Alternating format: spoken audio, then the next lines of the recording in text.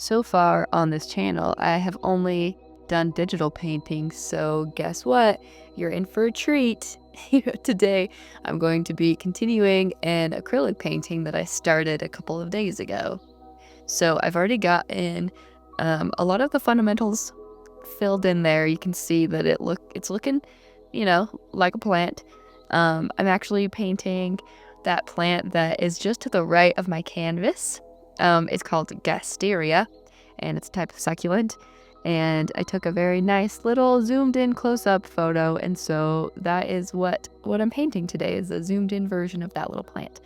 You may have noticed this adorable little dog that's sitting behind me. That's Brandy. She is a mini sheepadoodle, and she is one of my very favorites. She has a fresh haircut, so everyone tell her she looks pretty.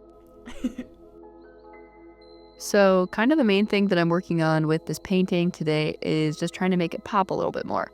I think it has some structure. It's got a little bit of that dot pattern that's on the leaves of the succulent.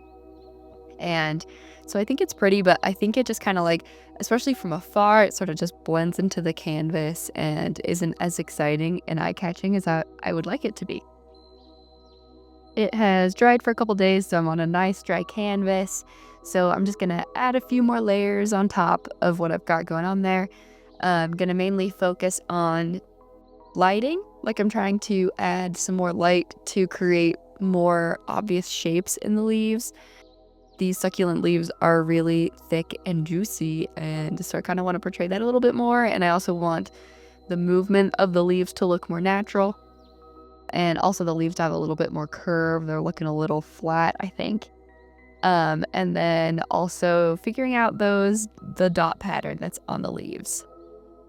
I'm trying to make that look both random and consistent, which it can be kind of a hard balance. So I find myself kind of going over dots a lot.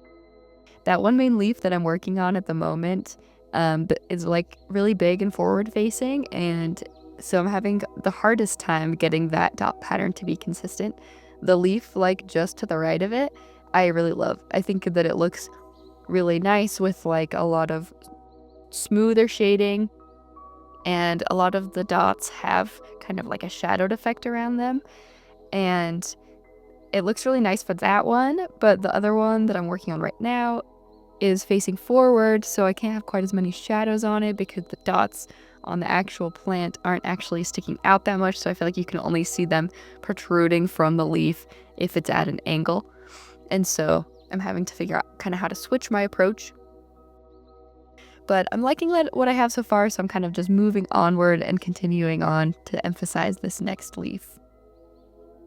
Like I said, the next leaf over I really liked already, so I just kind of added some highlights to both sides of the leaf to give it a little bit more shape. I've also been adding some more spots on the underside of the leaves. My first go around, I left a lot of places black because I wanted it to have indistinct edges on some sides and kind of fade into the black background.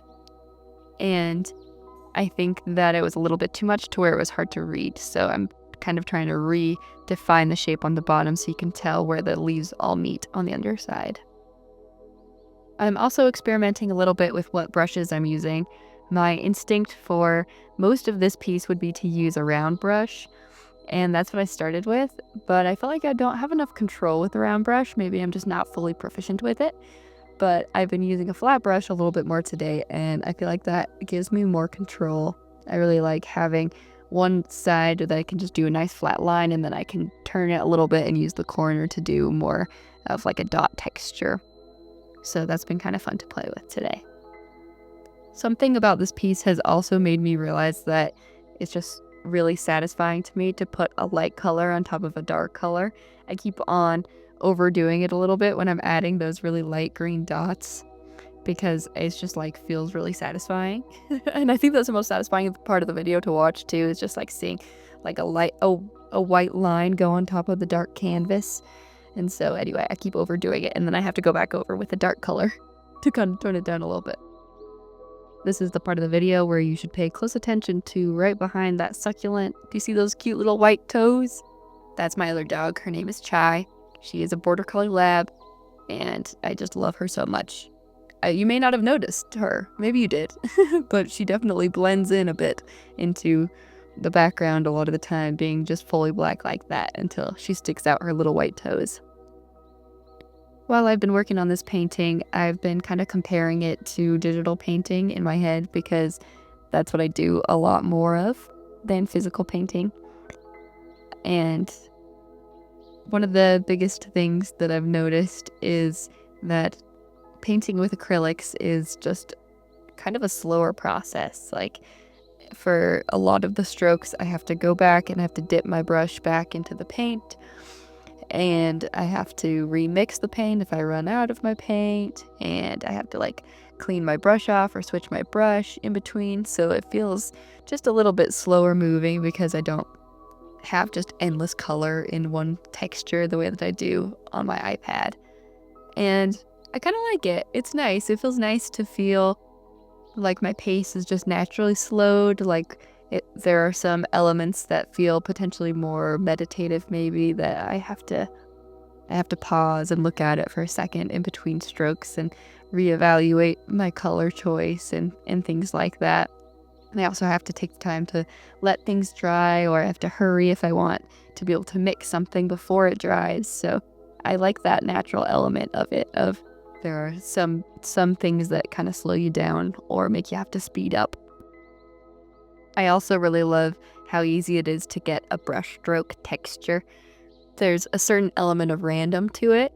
Once again, maybe because I'm just not fully proficient, but I feel like I have like full control on my iPad, and using acrylics feels like it introduces an element of randomness that makes it turn out a little bit differently than I expected. I'm reaching the end of my piece, and one of the last details that I want to add is just a little bit more color.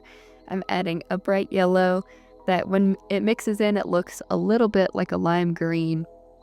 And I think that just makes it a little bit more interesting to look at. It kind of draws your eye to a few different places and shows the slight color variety that is in the actual succulent itself. So now we come to the final test. Is it Brandy approved? And the answer is, I don't know. She just kind of stared at it. But she was happy to get some love, and she didn't, like run away or anything. So I'm going to take that as a success. Thank you so much for watching. I really appreciate you being here and spending a few minutes of your life just watching me do something that I really like to do. And I hope that you go and make some art or do something else that you love. And I'll see you in the next video.